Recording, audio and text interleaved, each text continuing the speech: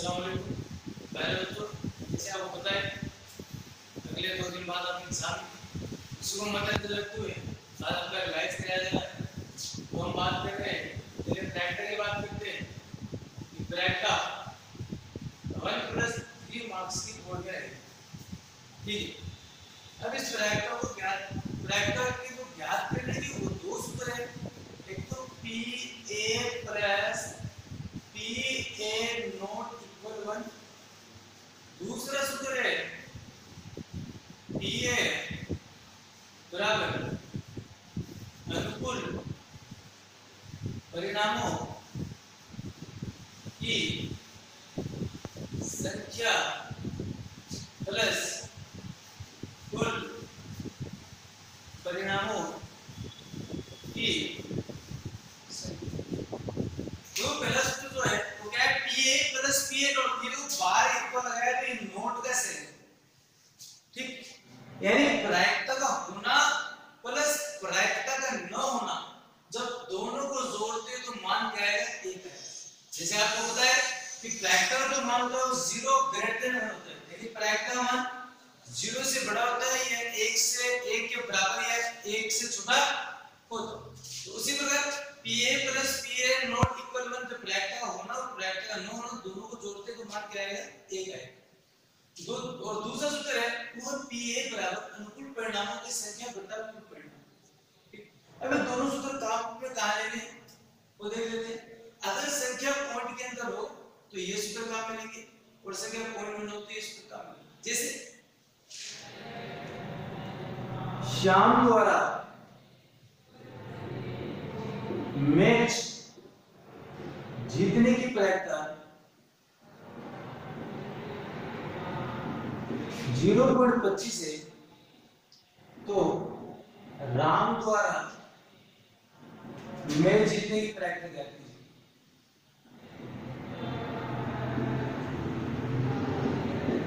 या तो दूसरे से पूछ सकता है।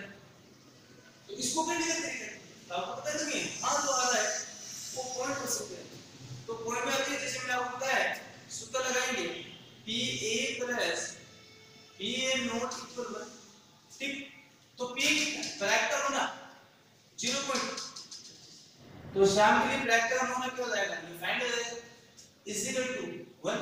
तो हम क्या करेंगे, इस कांसेप्ट को उठा के यहां रखेंगे PA बराबर 1 और ये प्लस क्या कहां चला जाएगा, बराबर की साइड में किसमें, माइनस। तो 1 में से 0.25 निकालेंगे क्या आएगा, 0.25, ठीक।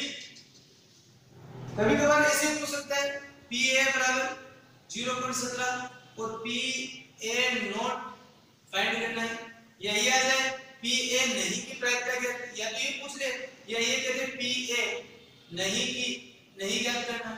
तो इसको भी ऐसे ही करने का क्वेश्चन का करने का तरीका थोड़ा सा अलग है। तो इसको भी करेंगे तो क्या आएगा, वही बात है PA plus PA not equal 1। PA कितना है मेरे पास 0.17 प्लस वही PA नॉट ऐसा निकाल देंगे और इस कांसेप्ट को भी मैंने बताया यहां का कैसे रखेंगे PA बराबर 1 और ये माइनस में 17, तो क्या आ जाएगा 0.83, ठीक। ये तो बात होगी प्रायिकता का न होना, और यहां बात हो रही है वो प्रायिकता का न होना। दोनों एक ही।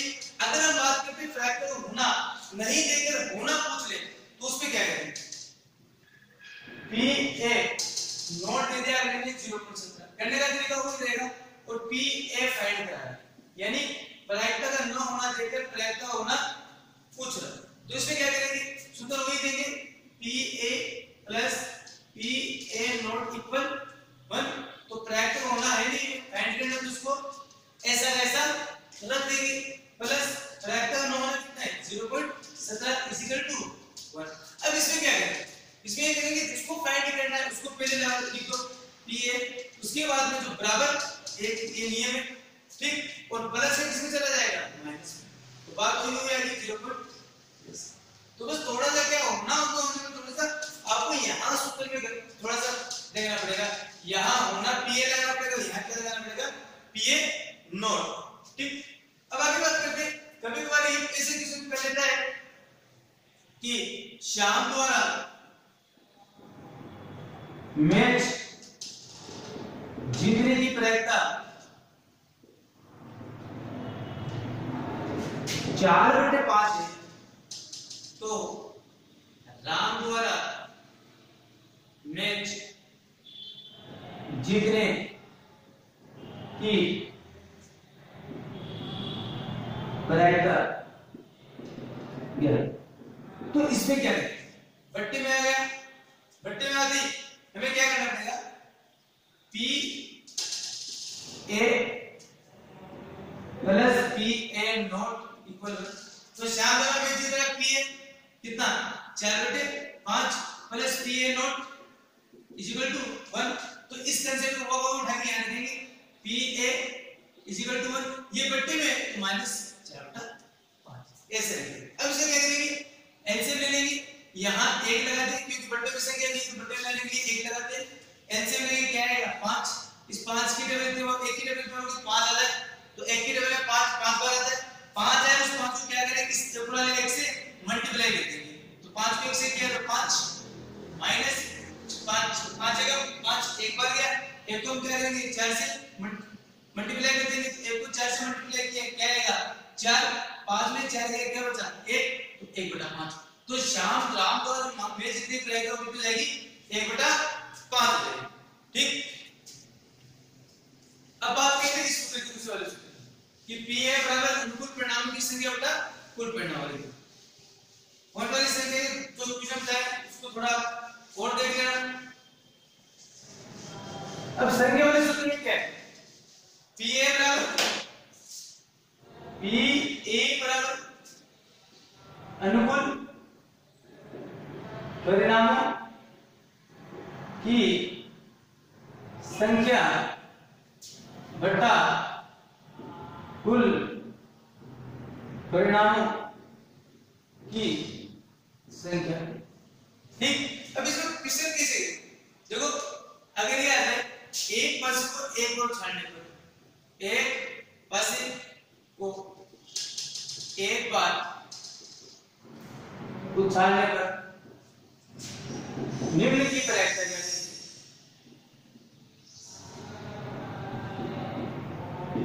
अब एक पासा जब एक बार उछलता है तो मोस्टली में 5 या 6 क्वेश्चन होते हैं, इसके अलावा बाहर से कोई क्वेश्चन नहीं आएगा, एक पासा जब एक बार उछलता है तो देखिए क्या क्या पूछ सकते हैं, एक भाज्य संख्या हो, दूसरा पूछ सकता है एक भाज्य संख्या हो, तीसरा पूछ सकता है सम संख्या, चौथा पूछ सकता है विषम संख्या, पांचवा पूछ सकता है 2 व 6 के बीच में या किसी भी संख्या के बीच में, छठा पूछ सकता है 4 से बड़ा, 5 से बड़ा, 3 से बड़ा, जिसे हमें याद किया 3 से बड़ा अंक आने की प्रक्रिया। ये 6 सवाल बनते एक पासे पर एक बार उछालना। अब सबसे पहले एक पासा एक बार उछलता है, आपको पता है पासे के अंदर जो अंकित अंक होते हैं, पासे में अंकित अंक कौन कौन से होते हैं, 1 2 3 4 5 6, ये 6 पासे में अंकित होते हैं। अब इसमें से ये 6 सवाल पूछ सकता है अगला, ठीक, हो सकता है 2 सवाल पूछ ले, हो सकता है 3 पूछ ले।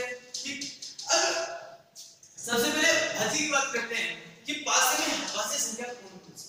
तो जैसे आपको पता है इससे पिछले वीडियो में आपको बताया था कि अभाज्य संख्या किसे कहते हैं, ऐसी संख्या जिसके केवल 2 ही गुणन, शर्त क्या है केवल 2 ही गुणन, अर्थात या तो अपने पढ़ से करती है या फिर एक से करती है।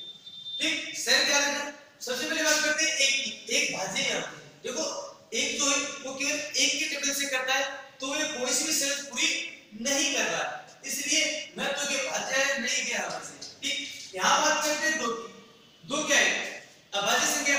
अब 2 अभाज्य संख्या कैसे, क्योंकि ये 2 के पार्ट से कटा और 1 के पार्ट से कटा। इसी प्रकार 3 को हम देखते हैं, 3 के पार्ट से और 1 के पार्ट से करता है, 4 2 के पार्ट से करता है, 4 से करता है और 1 से करता है। 5 की बात करते हैं, 5 1 से करता है और 1 5 से करता है, 6 2 से करता है, 3 से करता है, 6 से करता है और 1 से। अब हमें वीडियो में क्या बताया वो भाज्य संख्या होने के लिए क्या शर्त है, केवल 2 ही गुणन करो। अब देखो इसमें 2 के पार्ट से 2 पार्ट से करता है, एक तो 2 करता है, एक 3 करता है और एक 5, अर्थात प्रकार भाज्य की बात करते हैं तो भाज्य का क्या नियम है? ऐसी संख्या जिसके 2 से अधिक गुणनखंड हो। ठीक, 2 से अधिक गुणनखंड किसके आ रहे हैं? 2 से अधिक गुणनखंड एक तो 4 के आ रहे हैं, फिर 3 है ना, और एक 6 के आ रहे हैं। और तो क्या हो जाएगी भाज्य संख्या 4 और 6। अब बात हुई 1 की, तो एक पूर्ण संख्या को न तो भाज्य नहीं अभाज्य। क्यों? क्योंकि ये दोनों शर्तों को, भाज्य और अभाज्य की दोनों शर्तों को पूरा नहीं कर रहा है, इसलिए ये न तो भाज्य होता है नहीं अभाज्य। बात करते हैं सम संख्या, तो आपको ज्ञात है पहले से कि ऐसी संख्या जो 2 के पार्ट से करती है वो क्या होती है? सम संख्या। 2 के पार्ट से कौन सी करती है? 2 4 6। ठीक, विषम संख्या इनके अलावा बाकी संख्या 1 3 5। अब बात करते हैं इस सवाल में 5 नंबर 2 या 6 की। हो सकता है अगर 2 और 6 के बीच में पूछ ले, हो सकता है 3 और 6 के बीच में पूछ ले, हो सकता है 1 और 6 के बीच में पूछ ले, हो सकता है 4 और 6 के बीच में, कोई भी संख्या पूछ सकता है। जैसे मैंने यहां लिखा 2 और 6 के बीच में, तो 2 और 6 के बीच में कितनी संख्या है? ये संख्या है 3 4 5। अगर इसी प्रकार ये पूछ ले 4 और 6 के बीच में, तो कौन कौन सी संख्या है 4 और 6 के बीच में? 4 और 5। अगर 1 और 6 के बीच में पूछ ले तो ये संख्या हो जाएगी 2 3 4 और 5। इसके बाद में बात करते हैं 3 से बड़ा अंक, तो 3 से बड़ा कौन कौन सा है? 4 5 6। और इसमें अगर 3 से बड़ा ना पूछ कर अगले 4 से बड़ा ही पूछ सकता है, 5 से बड़ा ही पूछ सकता है, और 1 से बड़ा पूछ सकता है। तो आप देख रहे हैं इससे बड़ी कितनी संख्या है उसके अंदर। अब बात करते हैं सूत्र करने का तरीका। आपने लिख दिया पास में अंकित, आपको कुछ यहां से शुरू करना है, जो हल करना है वो यहां से शुरू करना है। कैसे करना है? सबसे पहले बोर्ड में आपको जो करने का तरीका है वो मैं बता रहा हूं। क्या क्या करोगे? आप लिखोगे पास में अंकित अंक, तो 1 2 3 4 5 6 ये आपने पता कर लिया कौन सी संख्या किस भाज्य संख्या कितनी है, भाज्य कितनी है, सम कितनी है, विषम कितनी है, ये आपको पता चल गया। अब हम क्या करेंगे? सबसे पहले कॉपी में आप लिखोगे पास में अंकित अंक 3 4 5 6। उसके बाद में आप लगाओगे सूत्र अनुकूल परिणाम की संख्या बटा कुल परिणाम की। ये सूत्र सबसे पहले हमारे पास अगर अभाज्य संख्या की बात करते हैं तो क्या लिखेंगे? एक कुछ लगाएंगे, एक अभाज्य संख्या। अब एक अभाज्य संख्या कितनी? 2 3 और 6, यानी कितनी संख्या होगी? 3 संख्या होगी। तो हम क्या लिखेंगे? 3 बटा 6। इसको काटना है, 3 एकम 3 3 दूनी 6, यानी 1 बटा 2। दूसरा अगर पूछ सकता है भाज्य संख्या, एक भाज्य संख्या, तो भाज्य संख्या कितनी है मेरे पास? 2, तो 2 बटा 6 काटो 1 बटा 3। तीसरी बात सम संख्या पूछ सकता है तो लिख देंगे सम संख्या। 3 नंबर सवाल आता है बोर्ड में, तो 3 बटा 6, क्योंकि 1 2 3 3 संख्या अपने पास, तो काटेंगे वही 1 बटा 2। चौथे सवाल विषम संख्या, विषम संख्या कितनी है? 3 और 3 बटा 6, तो वही 1 बटा 2। पांचवा सवाल क्या है? 2 से 2 और 6 के बीच में कितनी संख्या है? 2 और 6 के बीच में 3 संख्या है, तो 3 बटा 6, तो वही 1 बटा 2। छठा सवाल क्या है?